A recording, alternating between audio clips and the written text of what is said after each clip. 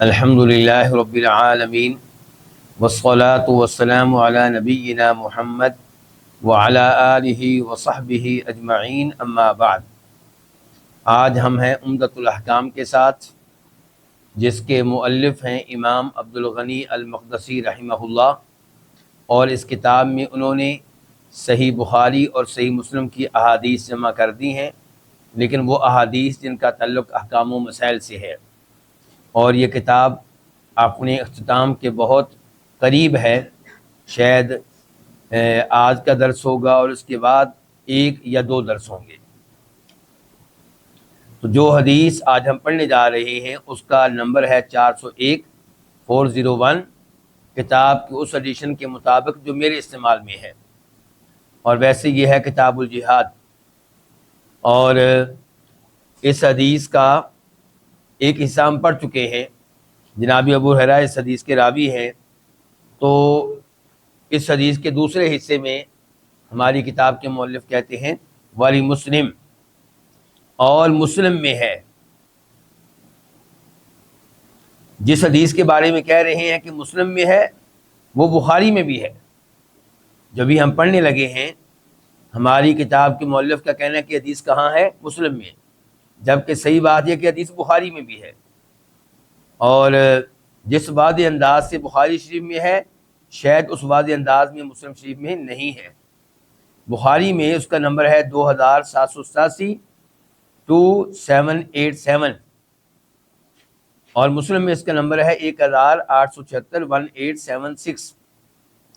اور بخاری میں اس حدیث کو امام بخاری کہاں پہ لے کر آئے ہیں؟ کتاب الجہاد میں، اور باب قائم کیا اس کے اوپر، باب افضل الناس، لوگوں میں سے افضل ترین آدمی وہ ہے مؤمن، جو مومن ہو، مجاہد، مومن ہونے کے ساتھ ساتھ جہاد کرنے والا ہو، بنفسہ و مالہ، اپنے نفس کے ساتھ اور اپنے مال کے ساتھ، فی سبیل اللہ، اللہ کی راہ میں۔ حدیث کیا ہے؟ حدیث کے الفاظ کیا ہیں؟ مثل المجاہد فی سبیل اللہ، اللہ کی راہ میں جہاد کرنے والے کی مثال، واللہ اعلم بمن یجاہد فی سبیلہ، اور اللہ اچھی طرح جانتا ہے اس آدمی کو جو اس کے راستے میں جہاد کر رہا ہے، یعنی کہ کون اخلاص سے جہاد کر رہا ہے اور کون بظاہر اللہ کے راستے میں جہاد کر رہا ہے، لیکن اللہ جانتا ہے کہ وہ اللہ کی وجہ سے نہیں لڑ رہا، بلکہ شہرت کے لیے، ریاکاری کے لیے یا مال کے لیے لڑ رہا ہے۔ تو اس لیے تنبیہ آ گئی کہ اللہ کی راہ میں جہاد کرنے والے کی مثال کیا مثال ہے، وہ بات بعد میں آئے گی، درمیان میں یہ وضاحت آ گئی کہ اللہ اچھی طرح جانتا ہے اس آدمی کو جو اللہ کی راہ میں جہاد کر رہا ہے۔ اچھا، مثال کیا ہے؟ کس کی بلا؟ جو اللہ کی راہ میں جہاد کر رہا ہے۔ کمثل الصائم القائم، اس آدمی کی مثال کی طرح ہے جو روزہ رکھنے والا ہو، قیام کرنے والا ہو۔ کیا مطلب؟ مطلب یہ ہے کہ اللہ کی راہ میں جہاد کرنے والا اجر و ثواب کے لحاظ سے اس آدمی کی طرح ہے جو بغیر ناگے کے روزہ رکھتا چلا جائے اور ہر رات قیام کرتا رہے جب تک کہ یہ مجاہد واپس نہ آ جائے۔ ان کے ایک طرف ہے اللہ کی راہ میں جہاد کرنے والا، وہ اللہ کی راہ میں نکلا ہوا ہے، کبھی جہاد کرنا پڑے گا، کبھی وہ سو رہا ہوگا، کبھی کھانا کھا رہا ہوگا۔ دوسری طرف وہ آدمی ہے جو روزانہ نفلی روزہ رکھتا ہے اور رات کو کیا کرتا ہے؟ قیام، مسلسل روزہ بغیر ناگے کے، قیام بغیر کسی سستی اور کوتاہی کے۔ تو اللہ کی راہ میں جہاد کرنے والا اجر و ثواب کے لحاظ سے اس آدمی کی طرح ہے۔ بلکہ مسلم میں یہ الفاظ آئے ہیں کہ لا یفتر من صیام ولا صلاۃ حتی یرجع المجاہد فی سبیل اللہ، کہ اللہ کی راہ میں جہاد کرنے والا اس روزے دار اور قیام کرنے والے کی طرح ہے جو روزے میں کوئی ناغہ نہیں کرتا اور نماز میں کوئی کمی نہیں کرتا، اور یہ اس کی نماز کب تک جاری ہے، روزے کب تک جاری ہے؟ جب تک کہ جہاد کرنے والا واپس نہ آ جائے۔ وَتَوَكَّلَ اللَّهُ لِلْمُجَاهِدِ فِي سَبِيلِهِ، اور اللہ نے ذمہ لیا ہے اس آدمی کے لیے جو اللہ کی راہ میں جہاد کرنے والا ہے۔ کیا ذمہ لیا ہے؟ کہ ان توفاہ، اگر اللہ نے اس کی روح قبض کر لی، اگر اللہ نے اس کو فوت کر لیا، ان یدخلہ الجنہ، ذمہ اللہ نے یہ لیا ہے، گارنٹی یہ دی ہے کہ اللہ اس کو جنت میں جگہ دے گا، اس کو جنت میں داخل کرے گا۔ او یرجعہ، یا اللہ اس کو واپس لے کر آئے گا سالمن، صحیح سلامت، مع اجرن، اجر و ثواب کے ساتھ، او غنیمت، یا مالی غنیمت کے ساتھ، اور یا پھر دونوں کے ساتھ۔ تو یہ حدیث بڑی عظیم حدیث ہے، اس سے بھی پتہ چلتا ہے کہ اللہ کی راہ میں جہاد کرنا کتنا عظیم عمل ہے۔ اب ہم بڑھتے ہیں حدیث نمبر 402 کی طرف، 402۔ اس حدیث کے راوی ہیں ابو ہریرہ رضی اللہ تعالیٰ عنہ، جن کو صحابہ کرام میں سے امیر المؤمنین فی الحدیث کہا جاتا ہے، عبد الرحمن بن صخر۔ آپ علیہ الصلوۃ والسلام کے ساتھ 3 سال سے کچھ زیادہ عرصہ رہے ہیں، لیکن اتنی محنت سے آپ کی احادیث کو جمع کیا ہے، اتنی قربانیاں دی ہیں کہ احادیث بیان کرنے میں سب سے آگے نکل گئے ہیں۔ قال، یہ کہتے ہیں، قال رسول اللہ صلی اللہ علیہ وسلم، کہ فرمایا رسول اللہ صلی اللہ علیہ وسلم نے، ما من مکلوم یکلم فی سبیل اللہ، مکلوم وہ جس کو کیا لگے، زخم لگے، جس کو زخم پہنچے، جو زخمی ہو جائے۔ تو ما من مکلوم یکلم فی سبیل اللہ، کوئی بھی ایسا زخمی شخص نہیں ہے جس کو اللہ کی راہ میں زخم لگایا جائے، الا جاء یوم القیامہ، مگر یہ آدمی روز قیامت اس حال میں آئے گا کہ کلمہ یدمع، اس کا زخم خون بہا رہا ہوگا، اس کے زخم سے خون بہ رہا ہوگا۔ اللون لون الدم، رنگ خون والا رنگ ہوگا، یعنی کہ دیکھنے والے دیکھیں گے تو رنگ کون سا ہوگا، خون کا۔ والریح ریح المسکی، لیکن خوشبو کون سی آ رہی ہوگی، کستوری کی خوشبو، یعنی کہ سب اس کو رشک بری نگاہوں سے دیکھیں گے، یہ کون سا عظیم انسان ہے جس سے خوشبو آ رہی ہے، کستوری کی خوشبو آ رہی ہے۔ اس حدیث کو روایت کیا امام بخاری رحمہ اللہ نے، اور وہاں پہ اس کا نمبر ہے 237، 237، اور کتاب ہے کتاب الوضو۔ آپ کو تعجب نہیں ہو رہا کہ اس حدیث کا وضو سے کیا تعلق ہے؟ حدیث لگتا ہے آپ بول گئے ہیں۔ حدیث یہ ہے کہ جس کو اللہ کی راہ میں زخم لگا، روز قیامت اس حال میں آئے گا کہ اس کے زخم سے خون بہ رہا ہوگا، اور خون کا رنگ جو ہوگا وہ تو خون والا ہی ہوگا، لیکن جو خوشبو ہوگی کستوری والی ہوگی۔ اس کو امام بخاری کہاں لے کر رہے ہیں؟ کتاب الوضو میں۔ اور باب کیا قائم کیا ہے؟ باب ما یقع من النجاسات فی السمن والماء، باب ہے ان پلید چیزوں کے بارے میں جو گر جاتی ہیں گھی میں یا پانی میں۔ امام بخاری کیا پیغام دینا چاہتے ہیں؟ امام بخاری یہ پیغام دینا چاہتے ہیں کہ پلید چیز اگر پانی میں گر جائے، گھی میں گر جائے، تو وہ پانی پلید نہیں ہوگا، وہ گھی پلید نہیں ہوگا۔ پلید چیز کیا گری ہے، تاکہ مزید واضح کر دوں، تاکہ آپ کے تعجب میں مزید اضافہ ہو جائے۔ مثال کے طور پہ پیشاب، مثال کے طور پہ پخانہ، اور امام بخاری کہہ رہے ہیں جناب پانی پلید نہیں ہے۔ کہنا کیا چاہتے ہیں؟ کہنا یہ چاہتے ہیں کہ پانی پلید نہیں ہوگا جب تک کہ اس میں کوئی تبدیلی نہ ہو جائے۔ اگر اس کی بو تبدیل ہو گئی ہے،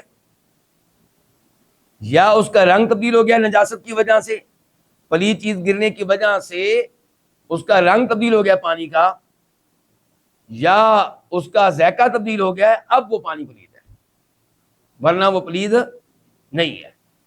مثال کے طور پہ دریا کا پانی ہے، ندی کا پانی ہے، سمندر کا پانی ہے۔ اگر آپ کہتے ہیں کہ جناب پیشاب کے گرنے سے پلید ہو جاتا ہے، پھر تو ہر سمندر پلید ہے، ہر دریا پلید ہے، کیونکہ کوئی نہ کوئی پیشاب کر ہی دیتا ہے۔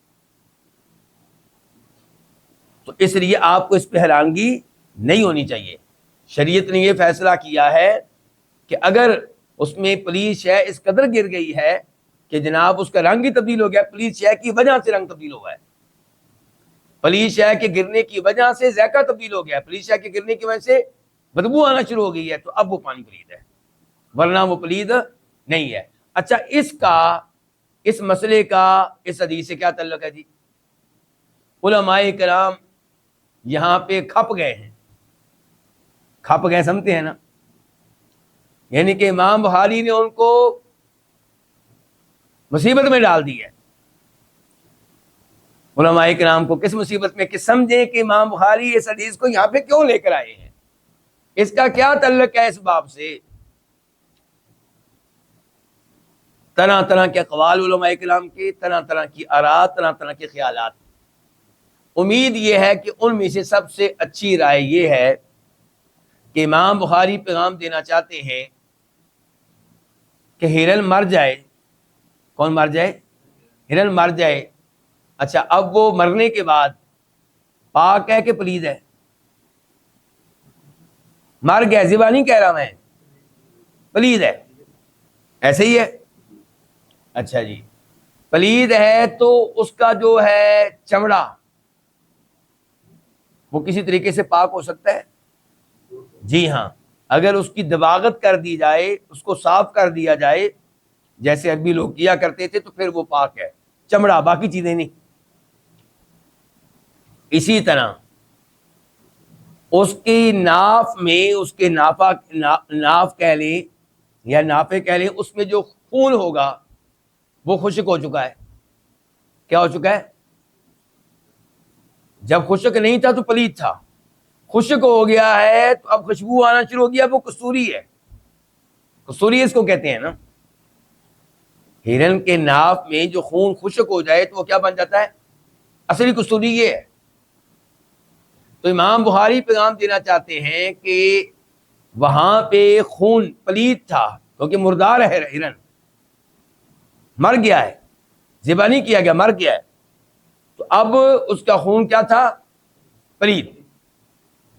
لیکن جب وہ خشک ہو گیا، خوشبو آنا شروع ہو گئی، تبدیلی آ گئی نا، تو اب کیا ہو گیا ہے؟ اب پاک ہے، کسوری لگائی جاتی ہے، استعمال کی جاتی ہے۔ تو کہتے ہیں اسی طرح یہ پانی جس میں پلید شے گر گئی ہے، جب تک یہ تبدیل نہیں ہوگا یہ کیا رہے گا؟ پاک رہے گا۔ تو مجھے امید ہے کہ مسئلہ واضح ہوگا۔ پھر امام بخاری اس حدیث کو لے کر آئے ہیں دوبارہ، اور اس بار حدیث کا نمبر ہے 2803 2803۔ کتاب ہے کتاب الجہاد۔ باب کیا؟ باب من یجرح فی سبیل اللہ، یعنی کہ باب ہے اس آدمی کی فضیلت کے بارے میں جو اللہ کی راہ میں زخمی کر دیا جائے، اور وہ واضح ہے جی، جو اللہ کی راہ میں زخمی ہو جائے، کافر اس کو زخمی کر دیں کسی جنگ میں، جہاد میں، تو کیا ہوگا؟ اس کا خون جو ہے وہ اللہ تعالیٰ کے ہاں ایک عظیم خون ہے، اس سے کستوری کی روز قیامت کیا آ رہی ہوگی؟ خوشبو آ رہی ہوگی، اگر اسی آدمی میں فوت ہو گیا تو۔ اور تیسرے نمبر پہ امام بخاری اس حدیث کو لے کر آئے، اور اس بار ہے حدیث کا نمبر 5533 5533، اور کتاب الذبائح والصید، یعنی کہ صحیح بخاری کے اندر یہ وہ کتاب ہے جس میں امام بخاری وہ حدیث لے کر آئے ہیں جن کا تعلق ہے جانور کو ذبح وغیرہ کرنے کے بارے میں سے یا شکار کرنے سے، اور باب ہے باب المسک، کستوری کے بارے میں۔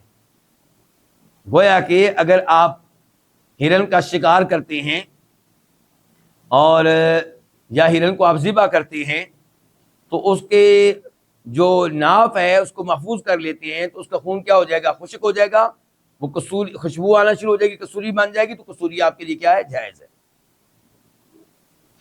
اس حدیث کو امام مسلم بھی لے کر آئے، اور وہاں پہ نمبر ہے 1876 1876۔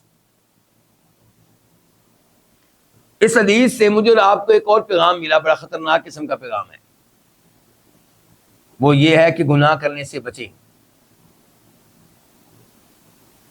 کسی گندی مجلس میں جانے سے بچیں۔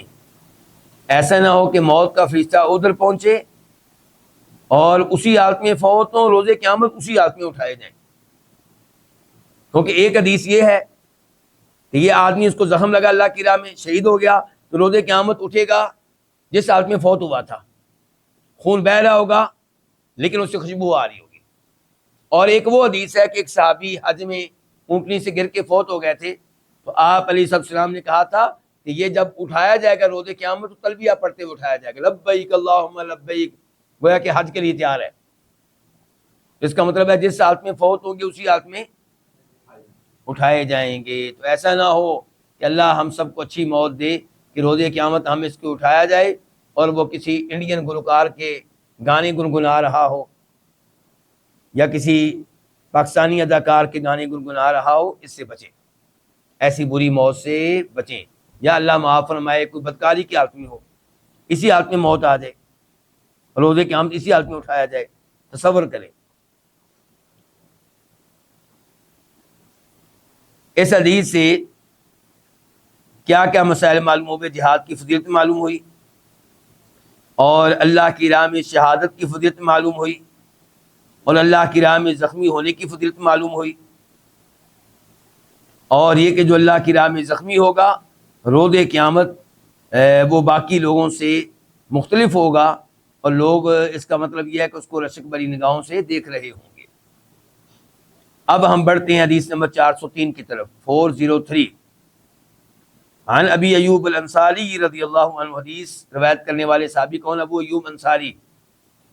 یہ ان کی خاص خوبی، نبی علیہ الصلوۃ والسلام کی مدینہ میں پہلے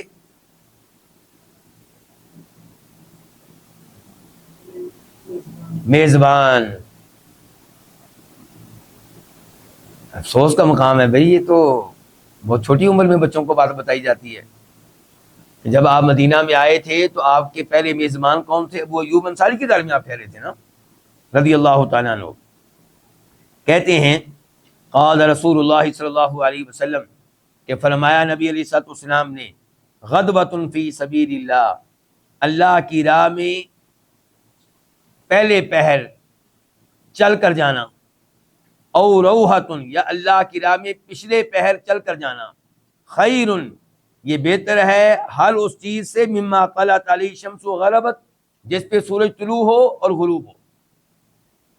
کیا مطلب ہے اس حدیث کا؟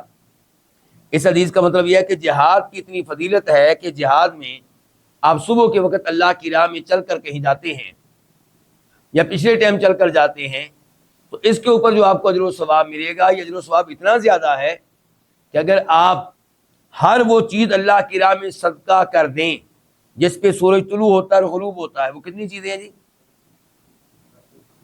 بے شمار، لا تعداد، یہ ساری صدقہ کر دیں تو اتنا اجر و ثواب نہیں ملے گا جتنا اجر و ثواب اس آدمی کو مل جائے گا جو صبح کے وقت اللہ کی راہ میں چلا ہے یا پچھلے پیر چلا ہے۔ غدوہ کہتے ہیں پہلے پیر کو، اور روحا یعنی کہ زوال کے بعد سے لے کے مغرب تک۔ اس حدیث کو روایت کیا امام مسلم نے، نمبر ہے 1883، 1883۔ ابھی اس حدیث کے بارے میں ایک اور روایت آ رہی ہے اور وہ عمدۃ الاحکام میں اس کا نمبر ہے 404، 404۔ عن انس بن مالک رضی اللہ عنہ، انس بن مالک رضی اللہ عنہ سے روایت ہے، وہ کہتے ہیں ہاں جی، ان کی خاص خوبی، یہ آپ کے خادم ہیں، ان کی والدہ انہیں نبی علیہ الصلوۃ والسلام کے پاس لے کر آئیں اور کہا کہ اللہ کے رسول میرا یہ بیٹا آپ کی خدمت کرے گا، تو انہوں نے مسلسل 10 سال آپ کی خدمت کی ہے، اور 10 سال خدمت کرنے کے بعد کیا گواہی دیتے ہیں اللہ کے نبی کے بارے میں علیہ الصلوۃ والسلام کہ کبھی آپ نے مجھے اف تک نہیں کہا، کبھی آپ نے یہ نہیں کہا کہ یہ کام تو نے کیوں نہیں کیا، اور کبھی یہ نہیں کہا کہ یہ کام تو نے کیوں کیا۔ اور گواہی دینے والا کون؟ خادم۔ میں اس بات کو اتنا اچھال کیوں رہا ہوں؟ خادم کی گواہی بڑی مشکل سے ملتی ہے، خادم عام طور پہ تنگ ہوتے ہیں اپنے مالکوں سے، اور وہ بھی 10 سال خدمت کی ہو، کیونکہ بار بار ڈانٹ پڑتی ہے نا، بار بار خادموں کو کیا پڑتی ہے؟ ڈانٹ پڑتی ہے۔ تو کسی فرانسیسی مفکر نے کہا تھا کہ جو آدمی لوگوں کے نزدیک ہیرو ہے، مشکل ہے کہ وہ ہیرو ہو اپنی بیگم کے ہاں، مشکل ہے کہ وہ ہیرو ہو اپنے بچوں کے ہاں، مشکل ہے کہ وہ ہیرو ہو اپنے نوکروں کے ہاں، کیونکہ وہ اس کو قریب سے جانتے ہیں، لوگ اس کو دور سے جانتے ہیں۔ دور سے ہو سکتا ہے کہ آپ کسی اپنے لیڈر کو دیکھتے ہوں کہ جناب کیا قد کاٹ ہے، کیا خوبصورت ہے، کیا جناب دنیا اس پہ مرتی ہے، کیا بات ہے، کیسے بولتا ہے، ذرا رہ کر دکھائیں اس کے ساتھ، اس کی نگرانی میں کام کر کے دکھائیں۔ جب وہ آپ کو ڈانٹ پلائے گا تب آپ کو سمجھ آئے گی کہ یہ ہیرو ہے، کتنا کوئی ہیرو ہے یہ. لیکن اللہ کے نبی کی صورتحال کیا ہے علیہ الصلوۃ والسلام؟ وہی فرانسیسی مفکر کہتا ہے آپ کی صورتحال یہ ہے کہ جو کوئی جس قدر زیادہ آپ کے قریب ہے اسی قدر زیادہ آپ کی خوبیوں کا معترف ہے. تو یہ ہے انس بن مالک،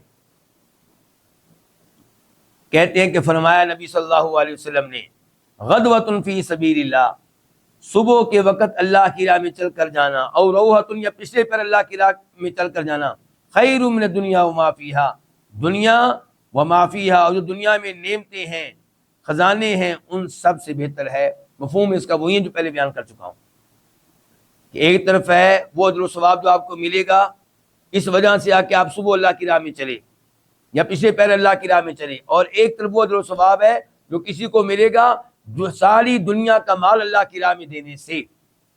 تو آپ کا اجر و ثواب اس کے اجر و ثواب سے کہیں زیادہ ہوگا. اس حدیث کو روایت کیا امام بخاری رحمہ اللہ نے ایک دفعہ کتاب الجہاد میں، اور وہاں پہ نمبر ہے 2792 2792، باب ہے باب الغدوۃ والروحۃ فی سبیل اللہ، کہ اللہ کی راہ میں صبح یا شام کو چل کر جانا اور ان کی اس کی فضیلت. اور پھر امام بخاری اس حدیث کو لے کر آئے، اس بار نمبر ہے 2796 2796، اور اس بار ہے کتاب الجہاد ہی، لیکن باب ہے باب الحور العین وصفتہن، کہ باب ہے حوروں کے بارے میں اور ان کے اوصاف کے بارے میں. اچھا، الحور العین کہا گیا ہے. الحور العین کس کو کہتے ہیں؟ حور حورا کی جمع ہے. اس لڑکی کو کہا جاتا ہے جس کی آنکھوں کی سفیدی انتہائی سفید ہو اور آنکھوں کی سیاہی انتہائی سیاہ ہو، اور یہ حسن کا کمال درجہ ہے. اور ساتھ کیا ہے؟ العین، آنکھیں موٹی موٹی. تو یہ ہے ان کو حوریں کہنے کی وجہ. اس کا مطلب ہے کہ ان کی آنکھوں کی سفیدی انتہائی سفید ہوگی، سیاہی انتہائی سیاہ ہوگی، اور آنکھیں کیا ہوں گی؟ موٹی موٹی. تو اس باب کا ہماری حدیث سے کیا تعلق ہے؟ کیونکہ اس حدیث کا اگلا حصہ یہ ہے کہ وَلَوْ أَنَّ امْرَأَةً مِّنْ أَهْلِ الْجَنَّةِ اطَّلَعَتْ إِلَىٰ أَهْلِ الْأَرْضِ لَأَضَاءَتْ مَا بَيْنَهُمَا. اللہ اکبر، اللہ اکبر.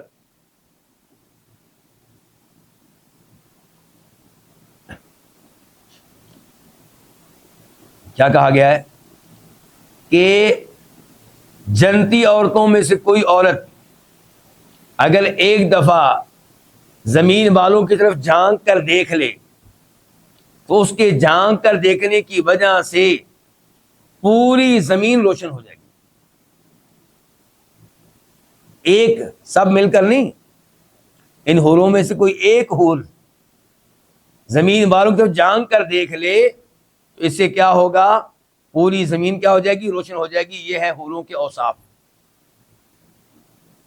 اچھا، یہاں پہ میں یہ خبردار کرنا چاہوں گا، پہلے بھی میں نے کئی دفعہ خبردار کیا ہے ہمارے نوجوانوں کو، خصوصاً ہماری یونیورسٹیوں کے نوجوان، ان کے ہاں حوروں کا، ان چیزوں کا مذاق اڑایا جاتا ہے، بلکہ علماء پہ بھی تنقید کر رہے ہوتے ہیں، بس ان کو حوروں کی پڑی رہتی ہے جی. یہ آپ عالم دین کی بھی سے نہیں کر رہے، یہ آپ اللہ کی توہین کر رہے ہیں. ان کے اللہ ایک آفر دے رہا ہے کہ آپ یہ کام کریں گے تو آپ کو حوریں ملیں گی، آپ اس آفر کا مذاق اڑا رہے ہیں. اگر آپ نہیں سمجھ سکے تو ویسے تو اللہ کی مثال نہیں دی جا سکتی، لیکن شاید تھوڑی بات سمجھ آ جائے. آپ کا والد آپ کو آفر دے کہ بیٹا آپ امتحان میں اتنے نمبر لیں تو میں آپ کو یہ انعام دوں گا. مثال کے طور پہ وہ کہہ دے آپ کو ایک قلم، اور آپ اس کا مذاق اڑانا شروع کر دیں قلم کا، تو یہ کس کی توہین کر رہے ہیں آپ اپنے والد کی توہین کر رہے ہیں. جبکہ قلم تو کوئی چیز ہی نہیں ہے، جبکہ اللہ کی جو آفر ہے وہ بہت بڑی شے ہے، اس کا آپ تصور نہیں کر سکتے. سوچیں صحیح. دیکھا پھر ابھی ایک چیز ابھی آپ نے دیکھی ہے کہ ایک دفعہ وہ جان کر دیکھ لے تو پوری دنیا روشن ہو جائے گی. کتنی بڑی یہ نعمت ہے ہونا یہ چاہیے تھا کہ ایسی آفر سننے کے بعد ہم میں جوش پیدا ہو اللہ کی عبادت کرنے کا، اللہ کو راضی کرنے کا، اور دنیاوی گندی عورتوں سے دور رہنے کا، کہ میں نے ان خبیث عورتوں کو کیا کرنا ہے، ان سے یاریاں کیوں لگاؤں، ان سے دوستیاں کیوں لگاؤں۔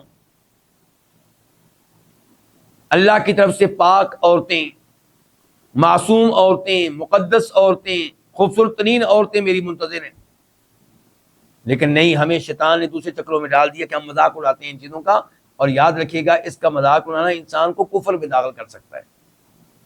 کس میں داخل کر سکتا ہے؟ کفر میں، کفر میں۔ یہ سمجھایا کریں اپنے دوستوں کو، اپنے بھائیوں کو، گھر والوں کو۔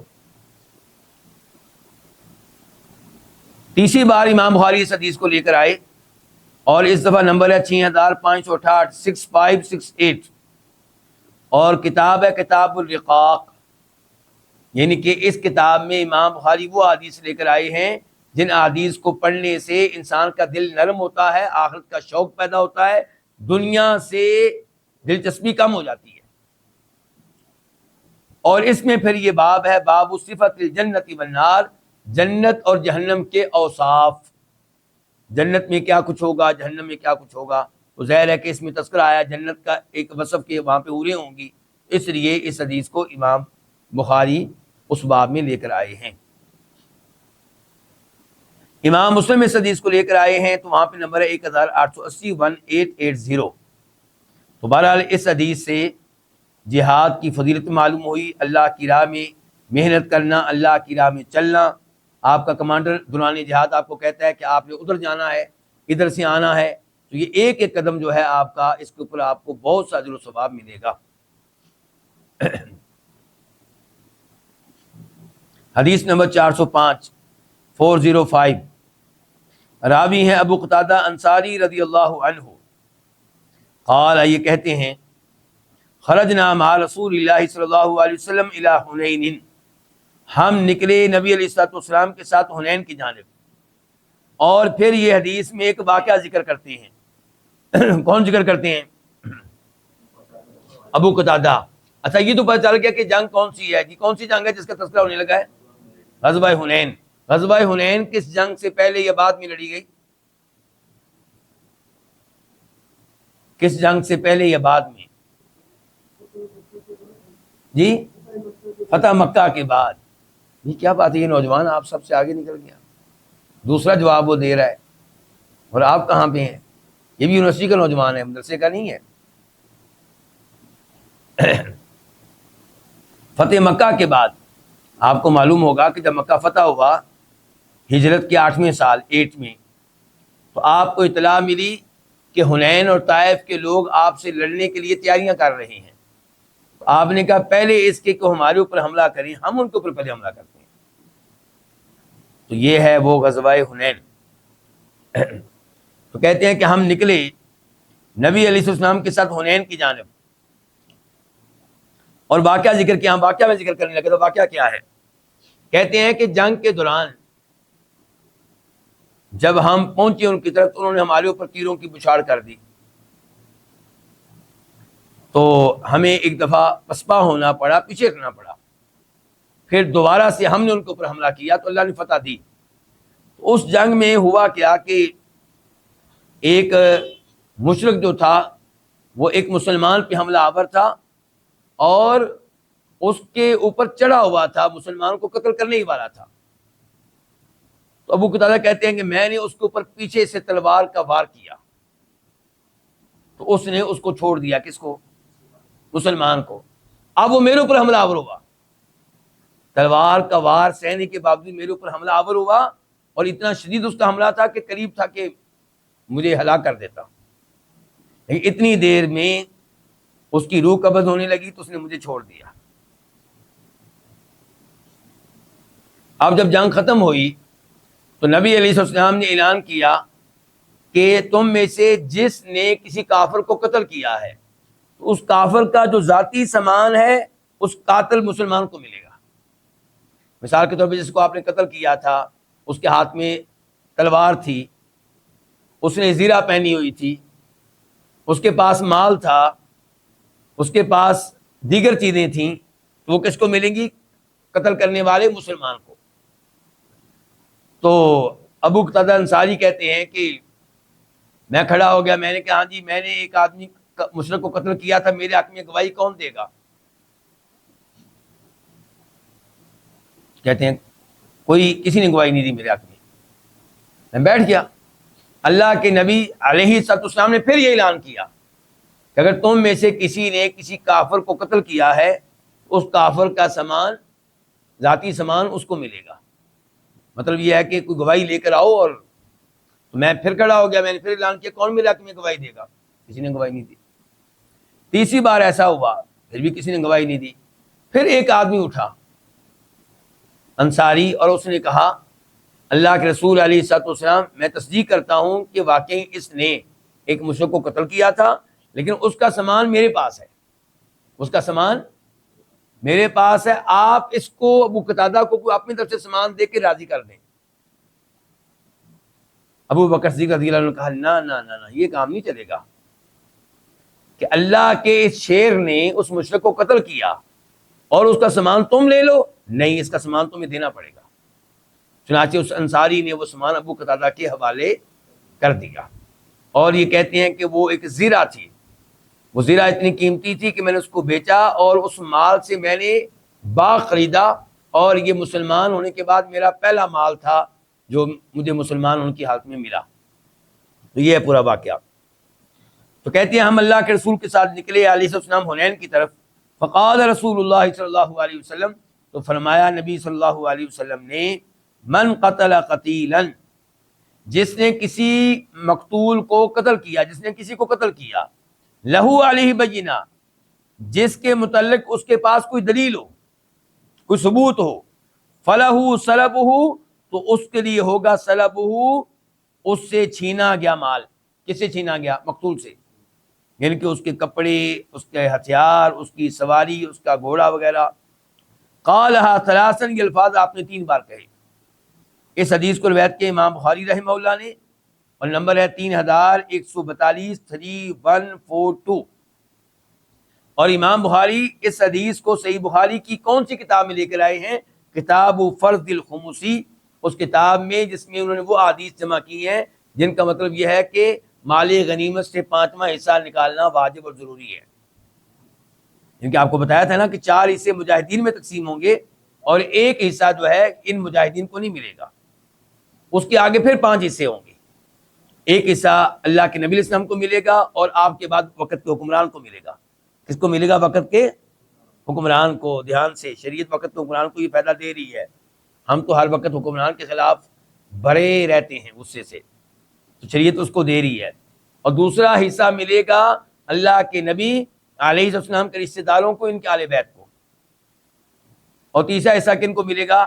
یتیموں کو، مسکینوں کو، مسافروں کو۔ یہ 5 حصے اس طرح تقسیم ہوں گے۔ اچھا، یہاں پہ امام بخاری اس حدیث کو لے کر آئے، لیکن باب کیا قائم کیا، مسئلہ کیا اخذ کیا امام بخاری نے؟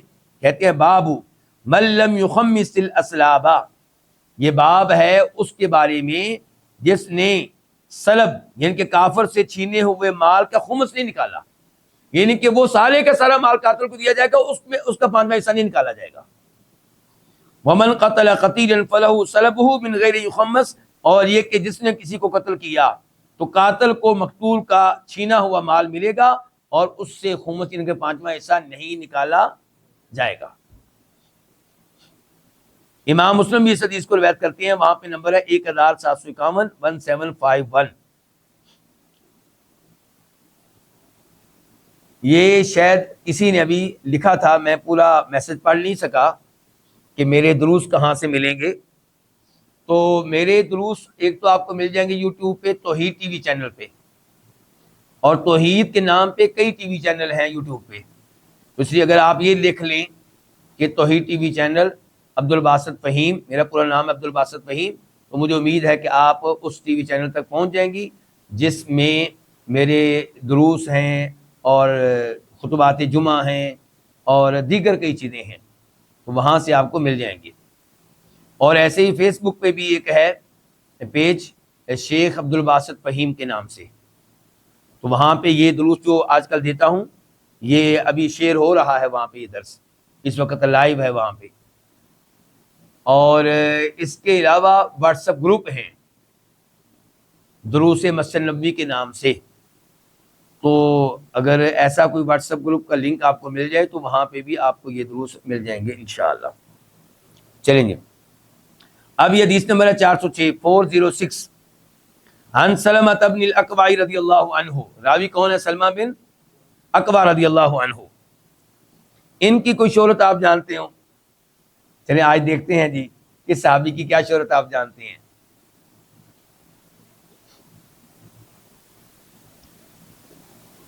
یہ لڑائی میں بڑے ماہر تھے، خصوصاً دوران لڑائی دوڑنا، دشمن کا تعاقب کرنا، دشمن کو پکڑنا، اس معاملے میں بہت ماہر واقع ہوئے تھے. ابھی بھی آپ دیکھیں ذرا. سلمہ بن اکوع سے روایت ہے، کہتے ہیں کہ اتن نبی صلی اللہ علیہ وسلم عین من المشرکین، کہ نبی علیہ السلام کے پاس عین، ان کا کیا معنی؟ عین ان کا ایک جاسوس آیا. عین کا معنی آنکھ بھی ہوتا ہے، عین کا معنی جاسوس بھی ہوتا ہے. اس لیے کہ جاسوس اپنے جن کی طرف سے آیا ہوتا ہے ان کے لیے آنکھ ہے. تو آپ علیہ السلام کے پاس ایک جاسوس آیا مشرکین کی طرف سے، وَهُوَ فِي سَفَرٍ، جبکہ نبی علیہ السلام حالت سفر میں تھے. فَجَلَسَ عِنْدَ أَصْحَابِهِ، وہ آ کر بیٹھ گیا آپ کے اصحاب کے پاس. يَتَحَدَّثُ، اور ان سے کیا کرنے لگا؟ گفتگو. ثُمَّ انْفَطَلَ، پھر وہ چل پڑا. فقال النبی صلی اللہ علیہ وسلم، تو فرمایا نبی علیہ السلام نے، اطلبوہ، اس کو تلاش کرو، اس کا تعاقب کرو، وقتلو، اس کو قتل کرو. اور یہاں پہ وضاحت ہے وہ یہ کہ دو آدمیوں نے تعاقب کیا مسلمانوں میں سے، ایک اونٹنی پہ سوار تھا اور ایک پیدل تھا. پیدل کون تھے؟ سلمہ بن اکوع. یہ اونٹنی پہ سوار آدمی سے پہلے اس آدمی تک پہنچ گئے، جبکہ وہ بھی اونٹنی پہ سوار تھا. وہ جس کا تعاقب کیا وہ بھی اپنی اونٹنی پہ سوار تھا اور یہ پیدل تھے، اس تک پہنچ گئے.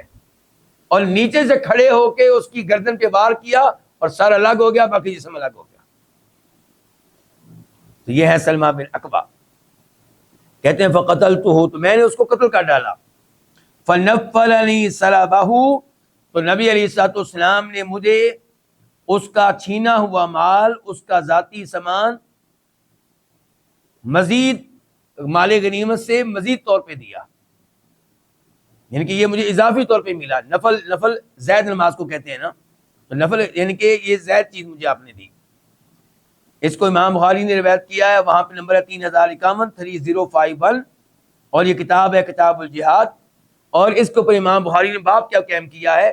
باب یہ ہے کہ باب الحربی اذا دخل دار الاسلام بغیر امان، کہ اگر کوئی ایسا کافر جس کے ساتھ ہمارا معاہدہ نہیں ہے، ایسا کافر جس کے ساتھ ہمارا معاہدہ نہیں ہے، اگر وہ مسلمانوں کے ملک میں بغیر کسی ویزے کے داخل ہوتا ہے، بغیر کسی پناہ لیے داخل ہوتا ہے، اس کو کسی نے پناہ نہیں دی، تو اس کا کیا حکم ہے؟ تو کیا حکم ہے؟ اس حدیث سے کیا پتہ چلا؟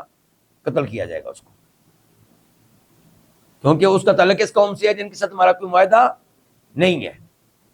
تو اگر کسی کافر کا تعلق ایسے ملک سے ہے جن سے ہمارا معاہدہ نہیں بلکہ اعلان جنگ ہے، اور وہ ہمارے ملک میں داخل ہوا ہے بغیر کسی ویزے کے، بغیر کسی پناہ لینے کے، تو اس کو قتل کیا جائے گا. یہ امام بخاری کہنا چاہتے ہیں. وفی روایت، اور ایک روایت میں ہے، اور جو پچھلا آدمی تھا وہ مسلمانوں سے معلومات لینے کے بعد جلدی سے جا رہا تھا اپنے لشکر کو معلومات دینے کے لیے مسلمانوں کے بارے میں، اسی لیے اس کو قتل کیا گیا تھا. وفی روایت، ایک روایت میں فقال، تو آپ علیہ السلام نے کہا من قتل الرجل، اس آدمی کو کس نے قتل کیا ہے؟ فقالوا، تو صحابہ کرام نے کہا ابن الاکوع، سلمہ بن اکوع نے. فقال، تو آپ علیہ السلام نے کہا لہو سلبہ اجمع، اسی کو اس کا چھینا ہوا سارا مال ملے گا. اجمع سارے کا سارا، اجمع کا معنی کیا ہے؟ سارے کا سارا. مسلم شریف کی حدیث ہے، نمبر ہے 1754 1754.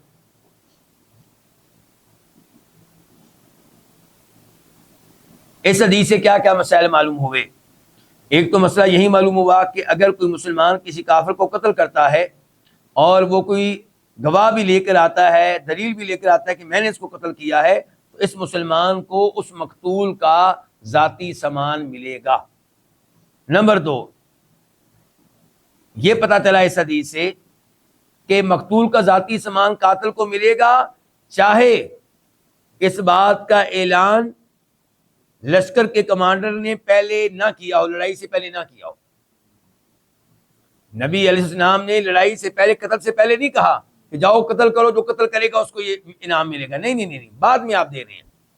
اس کا مطلب یہ ہے کہ کمانڈر نے پہلے یہ اعلان کیا ہو یا نہ کیا ہو، دونوں صورتوں میں مقتول کا سامان کس کو ملے گا؟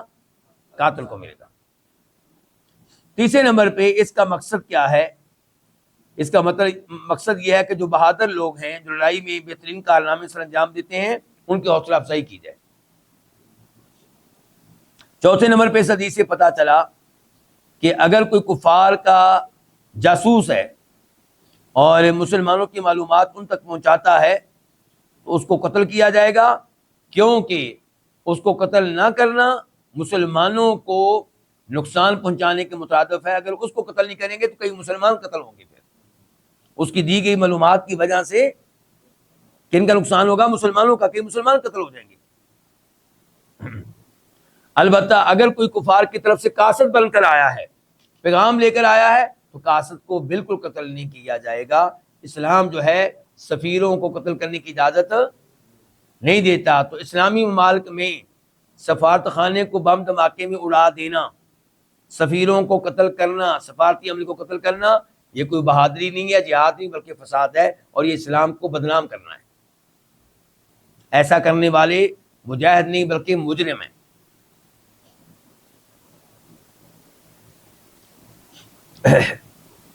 حدیث نمبر 407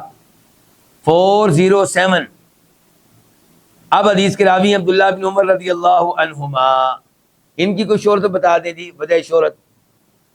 ایک تو یہ کہ یہ خود بھی صحابی ہیں اور ایک عظیم صحابی کے بیٹے ہیں۔ کس کے بیٹے ہیں؟ جناب عمر فاروق رضی اللہ عنہ کے بیٹے ہیں، اور تقوی پرہیزگاری میں بہت ہی مشہور و معروف ہیں۔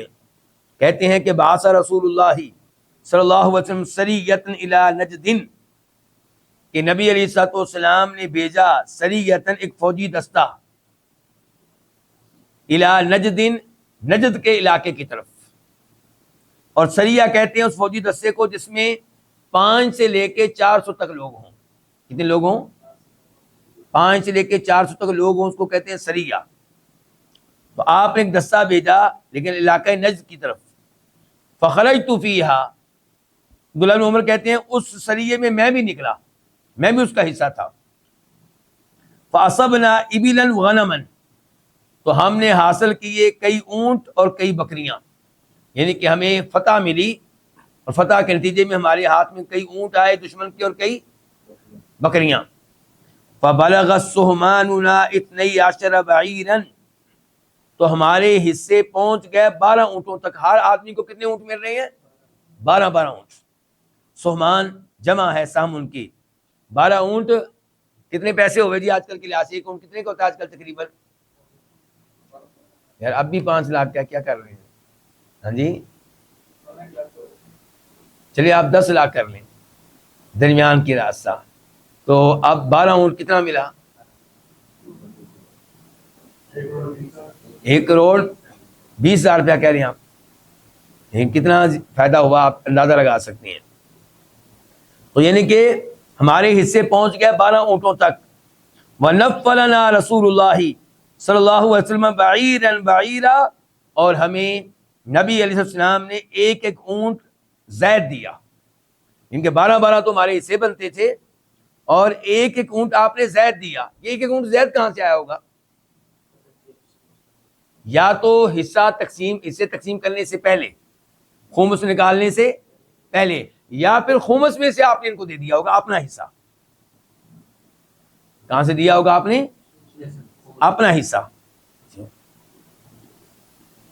اس حدیث کو روایت کے امام بخاری رحمہ اللہ نے، نمبر ہے 4338 4338، اور کتاب ہے صحیح بخاری میں یہ کتاب المغازی، یعنی کہ وہ کتاب جس میں امام بخاری نے وہ حدیث جمع کی ہیں جن کا تعلق ہے آپ کے غزوات سے، آپ کی جنگوں سے۔ اور باب کیا؟ باب السریۃ التی قبل نجد، باب ہے اس دستے کے بارے میں جو آپ نے بھیجا تھا علاقہ نجد کی طرف۔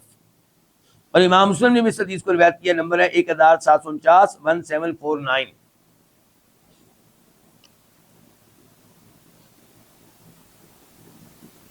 اس حدیث سے کیا کیا مسائل معلوم ہوئے؟ ایک تو پتہ چلا کہ دشمن کو کمزور کرنے کے لیے حکمران کو چاہیے کہ اپنے لشکر اپنے دستے بھیجتا رہے، اور ایسا کام اچانک بھی کیا جا سکتا ہے اگر حکمران یہ سمجھے کہ مسئلہ اسی میں ہے کہ اچانک حملہ ہو۔ دوسرے نمبر پہ پتہ چلا کہ مال غنیمت لڑنے والے مجاہدوں سپاہیوں کے لیے حلال ہے، اور یہ سہولت اور یہ نعمت صرف امت محمدیہ کو دی گئی ہے علیہ الصلوۃ والسلام۔ پچھلی اقوام کو جہاد کرنے کے باوجود، اللہ کی راہ میں لڑنے کے باوجود یہ سہولت حاصل نہیں تھی۔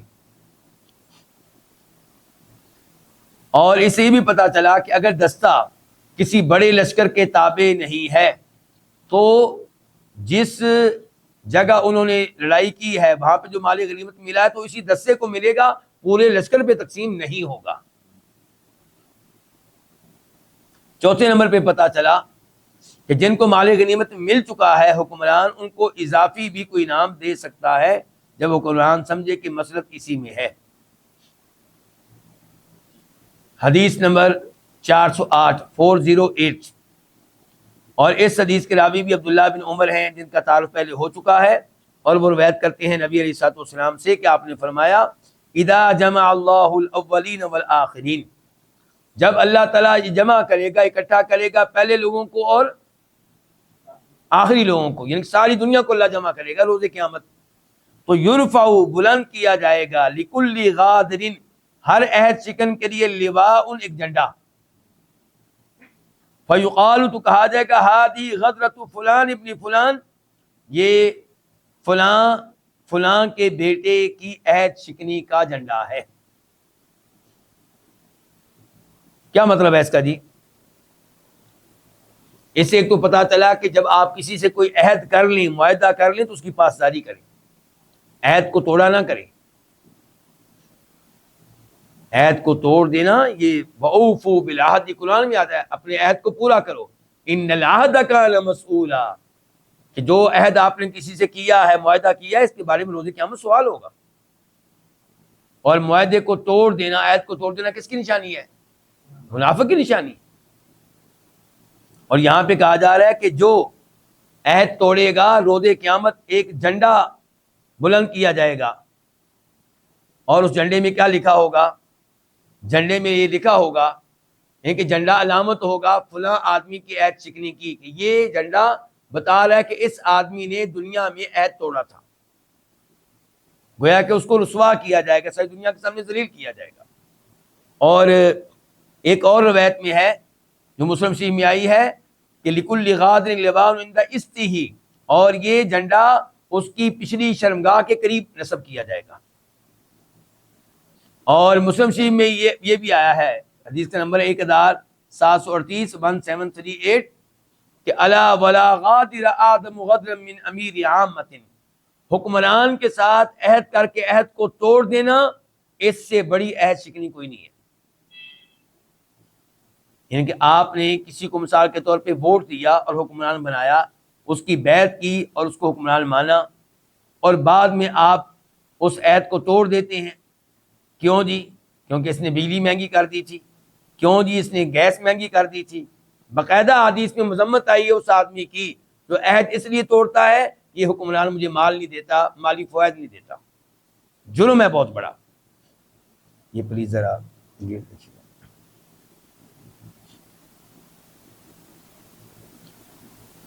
اس حدیث کو امام بخاری صحیح بخاری میں لے کر آئے، اور نمبر ہے 3187 3187، اور کتاب ہے صحیح بخاری کے اندرونی کتب میں سے کتاب الجزیۃ والموادعہ، یہ کتاب ہے ٹیکس لینے کے بارے میں، کفار سے جو ٹیکس لیا جاتا ہے جزیہ، والموادعہ اور مساہلت کے بارے میں، صلح کے بارے میں۔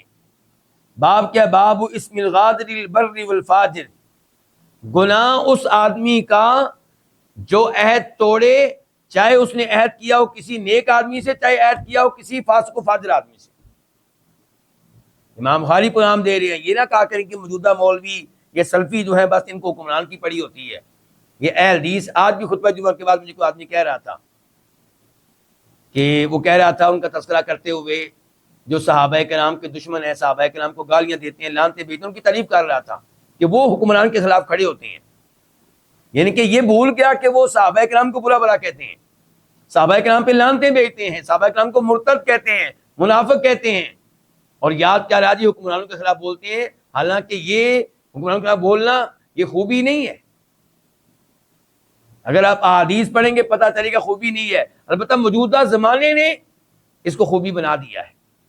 لوگ اسی کو اچھا سمجھتے ہیں جو حکمران کے خلاف بولے، بغاوت کرے، خروج کرے اور کہے کہ اس کو گریبان سے پکڑ کے اس کی ایسی کی تیسی کر دیں گے، اس کو اتار دیں گے، اس کا وہ کر دیں گے. اس کو اچھا سمجھا جاتا ہے. امام بخاری کیا کہہ رہے ہیں؟ باب اسم الغادر للبر والفاجر، کہ جو عہد توڑے کسی نیکوکار آدمی سے، اس میں حکمران بھی آئے گا، دوسرے بھی آئیں گے، یا کسی فاسق و فاجر سے، اس کو کیا گناہ ملے گا، اس بارے میں یہ باب ہے. اور شاید آپ کو پتا ہو کہ عبداللہ بن عمر نے یہ حدیث کب بیان کی تھی. یہ آپ کو بتا دیا جائے تو آپ نے مزید حیران ہونا ہے. حدیث بیان کرنے والے کون ہے؟ صحابی عبداللہ بن عمر. یہ حدیث کب بیان کی تھی؟ جب اہل مدینہ نے یزید کے خلاف بغاوت کی تھی. بغاوت کے جب پروگرام بن رہے تھے تو انہوں نے اپنے خادموں کو، اپنے غلاموں کو، اپنی اولاد کو جمع کیا. کہا ہم نے اس آدمی کی بیعت کی ہے، اگر تم میں سے کسی نے بیعت توڑی تو میرا اور اس کا تعلق ختم ہو جائے گا. اور پھر یہ حدیث بیان کی. یعنی کہ عبداللہ بن عمر نے اپنی اولاد کو یزید کی بیعت توڑنے کی اجازت نہیں دی، اور یہ حدیث پڑھی. یہ معلومات دینے کا فائدہ کیا ہے؟ تاکہ آپ میں اس کو یہ نہ سمجھے جی یہ تو حدیث بس اس حکمران کے لیے ہے جو بہت نیکوکار ہو، بہت فرشتہ ہو، ابو بکر صدیق کی طرح ہو. نہیں نہیں نہیں نہیں نہیں. اگر حکمران فاسق و فاجر ہے تب بھی ہمیں حدیث میں کہا گیا کہ آپ اس کے حقوق ادا کریں. وہ آپ کے حقوق ادا نہیں کرتا تو روز قیامت اللہ تعالیٰ سے پوچھے گا. آپ نے دنیا میں نہیں پوچھنا اسے میرا حق کیوں نہیں دیا. ہمیں تو یہ سکھایا جا رہا ہے اپنا حقوق لینے کے لیے کہاں پہ آ جاؤ؟ سڑکوں پہ. یہ ہمیشہ سے جمہوریت کا یہ سبق ہے. یہ میں کسی خاص واقعے کی طرف اشارہ نہیں کر رہا، یہ ہمیشہ سے ان کا یہ سبق ہے. لیکن قرآن و حدیث میں کہا گیا ہے، یہ صحیح حدیث کا مفہوم بتا رہا ہوں، کہ فرمایا کہ تم حکمران کے حقوق ادا کرو. وہ حقوق ادا نہیں کرتا، روز قیامت اس سے اللہ تعالیٰ کی طرف سے بات پوچھ کی جائے گی. اس کی کلکی سی مثال دیتا ہوں. دنیا میں کیا روٹین چل رہی ہے میاں بیوی کی؟ بیوی سے کیا کہا گیا؟ خاوند کی اطاعت کرے یا برابر کی بن کر سامنے آئے؟ اطاعت کرے. اچھا کیا بیوی کے کوئی حقوق نہیں ہے؟ اچھا خاوند وہ حقوق ادا نہیں کرتا، اور عام طور پہ ادا نہیں کرتے. آپ کے والد صاحب بھی ادا نہیں کرتے، ہو سکتا ہے میرے والد صاحب بھی ادا نہ کرتے ہوں کئی حقوق. کیونکہ میں نے اس لیے کہا ہے کیونکہ ہماری نگاہ دائیں بائیں جاتی ہے، اپنے گھر میں نہیں جاتی. ٹھیک ہے، تو وہاں پہ پھر آپ کیا امید کرتے ہیں کہ آپ کی والدہ بھی اٹھی بغاوت کا اعلان کر دیں؟ نہیں امی جی بدنام ہو جائیں گے ہم، پورا گاؤں کیا کہے گا. صبر کریں. وہاں پہ ہمیشہ کیا کہتے ہیں؟ امی جی آپ کیا کریں؟ صبر کریں. تو گھر کا نظام تبھی چلے گا جب عورت صبر کرے، اگرچہ اس کو حقوق نہیں مل رہے. اور روز قیامت یہ خامد ذمہ دار ہوگا ان حقوق کا جو اس نے بیوی کے ادا نہیں کیے. لیکن بیویاں عام طور پہ مرنے سے پہلے ویسے ہی معاف کر دیتی ہیں. لیکن معاف اگر نہ کرے تو روز قیامت جواب دینا پڑے گا اس کو. لیکن بہرحال گھر کا نظام تبھی چلے گا کہ بیوی صبر کرے. اگر بیوی سے کہا جائے تیرا حق نہیں ملتا، میدان میں آ جا، تو پھر گھر کا سسٹم چل نہیں سکے گا. حکمران کا یہی معاملہ ہے کہ اگر عوام کو یہ سبق سکھایا جائے کہ آپ اپنے حقوق کے لیے میدان میں آ جائیں تو ملک کا نظام نہیں چل سکے گا. کسی ملک کا نہیں چل سکے گا، کسی سٹی کا، کسی صوبے کا، کسی ریاست کا نہیں چل سکے گا. اور اب میں خاص واقعے کی طرف اشارہ کرتا ہوں، پہلے میں نہیں کر رہا تھا. اگر کوئی ایریا ایسا ہے جو سمجھتے ہیں کہ اگر ہم الگ ہو جائیں گے تو پھر ہمیں بڑی سہولتیں ملیں گی، وہاں پہ بھی مسائل کھڑے ہوں گے. وہاں کا جو حکمران بنے گا وہ بھی یہی کچھ کرے گا. وہاں پہ بھی ایک شہر دوسرے شہر کے حکمرانوں سے تنگ ہوگا. تو پھر کیا کریں گے؟ پھر کیا کریں گے؟ اس کا تو کوئی اختتام ہی نہیں ہے.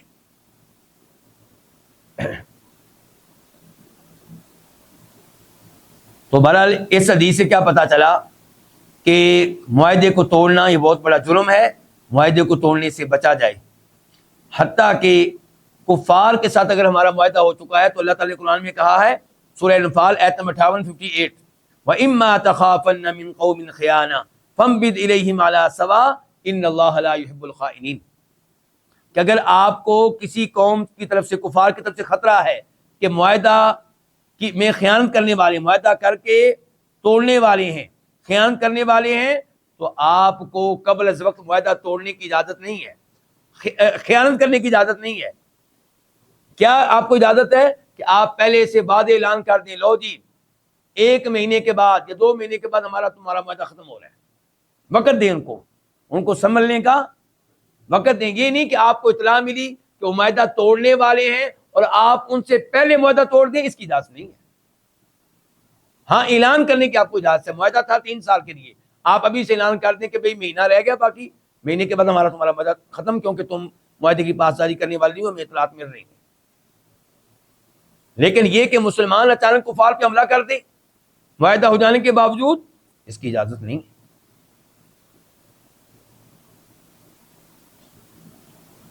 اور یہ حدیث شامل ہے اس عہد کو بھی جو لوگوں نے آپس میں کیے ہوتے ہیں، تو وہاں پہ بھی اس حدیث پہ عمل کیا جائے گا۔ اور یہ حدیث ذہن میں رکھیں کہ اللہ کے نبی علیہ السلام نے فرمایا لا تخن من خانک، جو آپ سے خیانت کرے آپ اس سے خیانت نہ کریں۔